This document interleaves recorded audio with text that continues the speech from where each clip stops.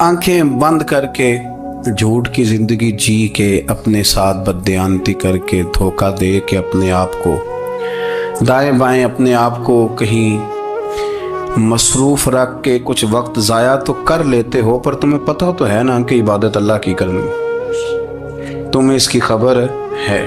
मेरे रसूल पाक अलैहि वसल्लम ने फरमाया, बंदा अल्लाह के सबसे करीब उस वक़्त होता है जब वो सजदे की हालत में होता है। किसके करीब होता है? अल्लाह के सबसे करीब होता है। वो बड़ा नेड़े है रब के, बड़ा करीब है, इसलिए कि वो हालत है सजदा में। वो जब सजदे करता है ना, उसकी बारगाह में जब झुक जाता है, आप जरा सजदे की कैफियत देखें ना, जुबान भी यहाँ है, आंख भी यहाँ है, कान भी, अकल भी सारी, इसने सारा कुछ रख दिया सजदे। आप वो कभी पीछे जाए तो देहातों में कहा जाता था नाक से नकीरें निकालो, बहुत बड़ी सजा होती थी ना, नाक से नकीरें निकालो, बड़ी सजा होती थी। तो इसने कहा मालिक मुझे किसी ने कहा नहीं, पर देखना मैंने रख दी सारी अकल सजदे में, और रख के कहा क्या, सुभान रब्बी या अल्लाह, अल्लाह मैं पस्त हूँ तो आला है, अल्लाह तू मेरा रब है और तू सबसे आला। इतना, और फरमाया जब ये इस कैफियत में होता है तो फिर ये अपने रब के करीब होता है। मेरे नबी करीम अलैहिस्सलाम ने मुसल्ले से दिल लगाने का दर्स दिया, हुजूर ने तवज्जो दिलाई। सहाबा इस ज़ौक़ के हामिल लोग थे, वो कोशिश करते थे। जनाब सिद्दीक़ अकबर रज़ी अल्लाह ताला अन्हु का इबादत का मिजाज हमेशा कायम रहा। हज़रत उमर फ़ारूक सारी सारी रात अल्लाह के हुजूर खड़े रहे। हज़रत उस्मान गनी रज़ी अल्लाह ताला अन्हु इशा की नमाज पढ़ के 2 रकतों की नीयत बांधते थे, 15 सिपारे पहली रकत में पढ़ देते और 15 सिपारे कुरान मजीद के दूसरी रकत में पढ़ देते। आपने ना हज़रत उमर फ़ारूक के विसाल के बाद उनकी एक बेवा से निकाह किया, हज़रत उस्मान गनी ने निकाह किया। वो खातून आपके निकाह में आई तो अर्ज़ करने लगी, अमीरुल मोमिनीन मेरे लिए एजाज़ तो बहुत है कि मैं अमीरुल मोमिनीन की बेवा थी तो अमीरुल मोमिनीन की मनकूहा हो गई हूँ, लेकिन हुजूर न तो मैं जवान हूँ कि मेरे अंदर रग़बत होती और ना मैं अब इस काबिल हूँ कि कोई खिदमत कर सकूँ, मेरे साथ निकाह की वजह क्या बनी? उस्मान गनी रो पड़े, फरमाने लगे मैंने उमर फ़ारूक को मस्जिद में अपने रब से डरते हुए देखा, मैंने उसे रोते हुए देखा, अदल करते देखा, इंसाफ करते देखा, उम्मत की खैर खाई करते देखा। तुम्हारे साथ निकाह इसलिए किया है कि तुम मुझे ये बताओ कि उमर फ़ारूक घर के अंदर अपने रब को कैसे राज़ी करते, घर के अंदर कैसे राज़ी करते थे, वो तरीके बतलाओ, तुम बताती जाना और मैं भी उसी तरह घर में इबादत करूँ। जिस घर में अल्लाह का जिक्र होता है वो घर जिंदों का है, और जिस घर में रब करीम का जिक्र नहीं होता वो घर जिंदों का नहीं है।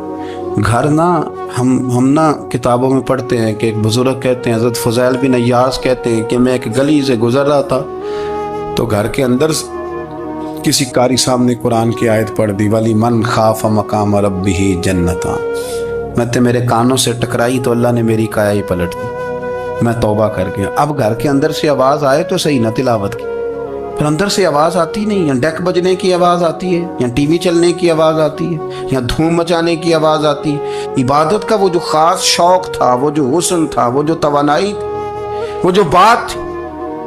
एक जगह पे हम बैठे थे तो वहाँ एक साहब आए और उन्होंने आते ही कहा कि मेहरबानी करें ज़रा मुझे मुसल्ला दे दें, मेरे ना कुछ नफल रह गए। तो मैंने वज़ू कर लिया तो कोई मुसल्ला मिल जाए, मुसल्ला उन्हें दे दिया गया। वो मुसल्ला लेके चले गए तो पीछे एक साहब ने तबसरा किया, कहने कितना रियाकार बंदा है, लोगों को दिखा रहा है कि मैं नफल पढ़ता हूँ, है को बात करने वाली। मैंने उसे कहा, मैंने कहा तू मेहरबानी करना, इस तरह की रियाकारी तू भी कर, पकड़ मुसल्ला और जा, तू भी थोड़ी रियाकारी करके आ, उठ जरा शुक्र कर कोई ये रियाकार भी मिला है, कोई नफल पढ़ के रियाकारी कर रहा है। अल्लाह का मैं कहता हूँ को पढ़े तो सही ना यार, ये कोई दौर है नफल पढ़ने का, इसमें तो लोगों का मिजाज ही नहीं, तबीयत ही नहीं। मैंने कहा चल मेहरबानी कर, ये ले मुसल्ला और तू भी जा थोड़ी सी, या कार्या रियाकारी करो तो सही ना, मिजाज ही नहीं। ज़ौक़ जुम्मे की नमाज पढ़ के यूं दुनिया भागती है, ओहो हो पता नहीं कौन सी पीछे आग थी जो बुझाई जाएगी। और आज तक लोग मसला पूछ रहे हैं कि जुम्मे की बाद वाली सुन्नतें कितनी होती हैं। मैंने कहा कितने साल हो गए जुम्मा पढ़ते, कितने साल हो गए, अभी तक सुन्नतों का नहीं पता। ابھی تک نے علم کے پہلے کتنی رکھتے ہیں اور بعد میں کتنی رکھتے ہیں؟ فجر کی سنتیں کب پڑھنی چاہیے؟ سنو فجر کی سنتوں کے بارے میں۔ میرے رسول کریم سید عالم صلی اللہ تعالی علیہ وسلم سے ایک صحابی نے پوچھا تھا، حضور میری فجر کی سنتیں رہ گئیں یا رہ جاتی ہیں تو حکم کیا ہے؟ کیا انداز ہے حضور کا؟ بخاری مسلم کے لفظ سنو، حضور سید عالم صلی اللہ علیہ وسلم فرمانے لگے، اس نے کیا پوچھا تھا؟ حضور جواب کیا دیتے؟ فرمایا فجر کی سنتیں کبھی نہ چھوڑنا، فجر کی پہلی 2 سنتیں کبھی نہ چھوڑنا۔ یا رسول اللہ صلی اللہ تعالی علیہ وسلم میری رہ گئی ہیں، رہ جاتی ہیں۔ فرمایا فجر کی 2 سنتیں نہ چھوڑنا۔ فرمایا فجر کی پہلی 2 سنتیں مجھے دنیا اور دنیا کے اندر جو کچھ ہے وہ سب سے زیادہ پیاری ہے۔ فجر کی 2 سنتیں دنیا اور دنیا میں جو کچھ ہے مجھے وہ سب سے زیادہ پیاری ہیں، اس لیے فجر کی سنتیں نہ چھوڑنا۔ اپنا ذوق، اپنی طبیعت، ہم نے نا ذوق غلط بنا لیا ہے۔ اگر 20 بندے کہہ بھی دیں گے تو نے بڑی شاندار تلاوت کیا تو کیا اس سے بنے گا؟ 100 بندہ کہہ بھی دے تیری کیا بات ہے، کیا بات ہے نعت خاں کی، کیا بات ہے علامہ صاحب کی، پیر صاحب کی، پیر مہر علی شاہ صاحب رحمت اللہ علیہ۔ آپ تشریف فرما تھے تو آپ کے ایک ہی بیٹے بابو جی جن کو کہا جاتا ہے، جس دن صاحبزادے پیدا ہوئے تو خادم نہ وہاں سے نکلا۔ ان لوگوں کے شوق اور طرح کے تھے نا، تو ان کی توجہ بھی اپنے شوق کی طرف رہتی۔ تو خادم نکلا اندر سے، پیر صاحب مبارک ہو، پیر صاحب مبارک ہو، پیر صاحب مبارک ہو، پیر صاحب مبارک ہو، شور کر رہا ہے۔ تو پیر صاحب کو وجد ہو گیا، اللہ اکبر اللہ اکبر اللہ، کیا ہوا؟ کس بات کی مبارک دے رہے ہو؟ اس کی حضور اللہ نے بیٹا دیا ہے۔ تو آپ فرمانے لگے اچھا حضور آپ کیا ہوا؟ آپ تو پریشان ہو گئے۔ فرمانے لگے جب تو نے 3 دفعہ کہا نا مہر علی کو مبارک ہو تو میں سمجھا تھا شاید تجھے کسی نے بتا دیا ہے کہ مہر علی سے اللہ راضی ہوگا۔ میں سمجھا تھا کہ شاید تو یہ خبر لے کے آیا ہے کہ کسی نے بتایا ہے کہ مجھے آج خبر ملی ہے کہ مہر علی سے رب اچھا پتر ہوا ہے، الحمدللہ اللہ کا شکر ہے۔ پر میرے لیے مبارک کا دن وہ ہوگا جب میرا رب کہے گا کہ میں مہر علی سے راضی ہوں، میرے محبوب کہیں گے کہ میں مہر علی سے۔ آپ بات کو سمجھیں، شوق ہی کسی اور طرف تھا، دل ہی کہیں اور لگا ہوا تھا، طبیعت ہی کہیں اور مائل تھی۔ کوئی وظیفہ پوچھتے تھے تو پڑھتے تھے وہ لوگ، کچھ اللہ اللہ انہیں بتائی جاتی تھی تو کرنے کا ذوق رکھتے تھے، طبیعت تھی، قائل تھے۔ حضرت ربیع کہتے ہیں میں بڑی دور سے سفر کر کے گیا حضرت اویس کرنی سے ملنے، بڑی دور سے، اور جب میں پہنچا تو فجر کا وقت تھا۔ تو حضرت اویس کرنی کو میں نے پا لیا، تو وہ نماز پڑھ کے نا قرآن شریف لے کے بیٹھ گئے۔ فرماتے ہیں اشراق چاشت کا وقت ہوا تو نفلوں کی نیت باندھ لی۔ محدث ابن الجوزی نے لکھا ہے، فرماتے ہیں پھر جب زوال کا وقت ہوا تو مسجد میں جھاڑو دینے لگ گئے۔ زور کی نماز پڑھ کے تو عصر کی تیاری تک وہ مسجد میں بیٹھے رہے۔ اور میرے نبی پاک علیہ السلام نے فرمایا جو نماز کے انتظار میں بیٹھا ہو وہ نماز ہی میں ہے، وہ نماز ہی میں ہے۔ فرمایا میری دنیا، میری امت کی جو رہبانیت ہے نا وہ اتنی ہے کہ نماز کا انتظار کرے، اذان کے بعد نماز کا یہ راہب ہے، یہ اس وقت چھوڑ کے بیٹھے ہیں سارا کچھ۔ فرماتے ہیں عصر تک انہوں نے اللہ اللہ کی، پھر مغرب تک کی، عشاء کی نماز ہوئی تو نماز پڑھی تو وہ تھک گئے۔ اب مجھے وہ فارغ ہوں، مصلی چھوڑے تو میں ملاقات کروں نا، کہ آپ حیران نہ ہو کہ اتنی دیر بندہ کیسے اللہ اللہ کر، ہم نے کی نہیں نا اس لیے ہم پریشان ہیں۔ جو عادی ہوتے ہیں وہ کر بھی لیتے ہیں، وہ یہ کام، میری بات کی سمجھ آ رہی ہے؟ جب جاتے ہو کسی دفتر میں تو 8 گھنٹے کھڑے رہ لیتے ہو نا، مجبوری ہوتی ہے تو کھڑے رہا جا سکتا ہے۔ پاسپورٹ کے دفتر بولیے، امیگریشن کی لائنوں میں، اور میں نے تو ایمبیسیوں میں بندے 12 گھنٹے پہلے جا کے کھڑے دیکھے، رہ لیتے ہیں کھڑے۔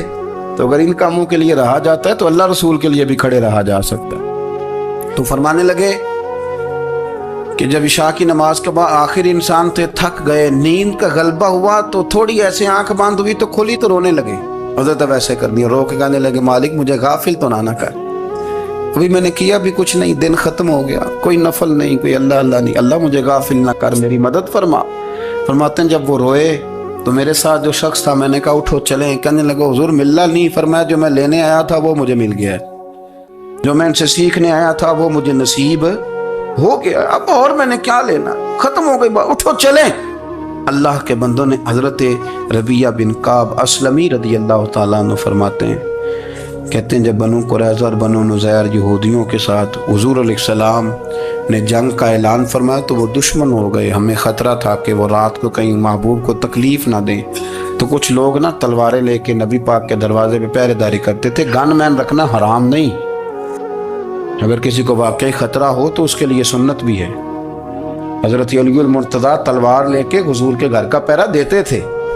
हज़रत रबिया बिन काब असलमी रज़ी अल्लाह तआला अन्हु फरमाते हैं कि रात मेरी ड्यूटी थी कि मैं हुजूर के घर का पहरा दूंगा, तो फरमाते हैं मैं बाहर सुन रहा था, सारी रात ही मेरे नबी पाक ने अल्लाह की तस्बीह पढ़ी। सारी रात, कभी तस्बीह, कभी तहलील, कभी तहमीद, कभी तकबीर, सारी रात। फरमाते हैं सारी रात हुजूर पढ़ते रहे और सारी रात ही मैं सुनता रहा। मुझे ऊँघ आ गई, मेरी आंख लग गई, हुजूर अभी पढ़ रहे थे, मैं थक के सो गया। और फरमाते हैं जब मेरी आंख दोबारा से खुली तो मेरे कानों में फिर कोई चीज़ गूंजी, तो मैंने कान लगाया तो मेरे हबीब अभी भी अल्लाह को याद कर रहे। सारी सारी रात हुजूर रब की इबादत करते। इसीलिए तो कहा या अय्युहल मुज़म्मिलु कुमिल लैला इल्ला कलीला, हबीब सारी रात तो ना जागा कर, थोड़ा आराम भी कर लिया कर। मेरे भाई, अपना मुसल्ला, अपनी इबादत, अपने वज़ाइफ, अल्लाह अल्लाह जो आपने किसी से सीखी है उसको कभी कमज़ोर ना होने दें। शजरा शरीफ जो किसी बुजुर्ग से आप ले लेते हैं तो क्या रस्म है कोई? उस पर कुछ लिखा होता है, वो पढ़ने के लिए दिया जाता है। उस पर लिखा होता है कि ये अल्लाह अल्लाह आपने करनी है। इंसान पर अगर कोई शख्स नेकी कर देता है, एहसान कर देता है, तो इंसान उसके सामने फिर गर्दन नहीं उठा सकता। यार ये मेरे मुश्किल वक्त का दोस्त है, इसने मेरे साथ नेकी की है, कभी भी गर्दन नहीं उठाएगा, झुका के रखेगा। तो अगर आम कोई नेकी कर दे तो उसके सामने इंसान कभी गर्दन नहीं उठाता। तो जो रब सारी नेमतें अता फरमाए, जो कहे कि तेरी तख्लीक मैंने की, तुझसे पहलों को भी पैदा मैंने किया, तेरे लिए ज़मीन का बिछौना भी मैंने बिछाया, आसमान की छत भी मैंने लगाई, तेरे लिए ज़मीन से सारी अनाज को, फल को, खेतियों को निकाला भी तेरे लिए। अब तो इस तरह कर कि तू मेरी इबादत कर, तू मेरी बारगाह में झुक जा। बहुत सारे नशे लोगों को लगे हुए होते हैं। हर आदमी कोई ना कोई नशा करता है, कोई दौलत का करता है, कोई शोहरत का करता है, कोई अपनी तारीफ का नशा करता है। दो चार लोगों से तारीफ सुन के मुतमईन हो जाता है। नाराज तो नहीं हो गया इस जुमले से? आप करते हैं लोग दौलत का नशा भी। ये जब नुकसान होता है तो बंदे बीमार नहीं हो जाते? पैसे डूब जाते हैं तो लोग बीमार नहीं हो जाते? तो इसका मतलब ये होता है कि नशा टूट गया है। अब बहक हुए हैं ना थोड़े से तो कांपते हैं, तड़पते हैं, परेशान। नशा ही इसी तरह ही करता है ना, नहीं मिलता तो परेशान होता है। ये सारे नशे हैं, मुख्तलिफ किस्म का नशा। अब मानते नहीं इस बात को, तस्लीम नहीं करते, क्योंकि तस्लीम करना बड़ा मुश्किल काम है। उसके लिए तो बड़ी सारी चीज़ें जो है वो दबोच के और बड़ी सारे रास्ते फलांग के आना पड़ता है। तो बड़ा मुश्किल है मानना, वरना करते हैं हम, हमारा मिजाज है। ये घूमने फिरने का, दुनिया देखने का भी एक नशा है। ये बहुत सारी बातें करने का भी एक नशा है।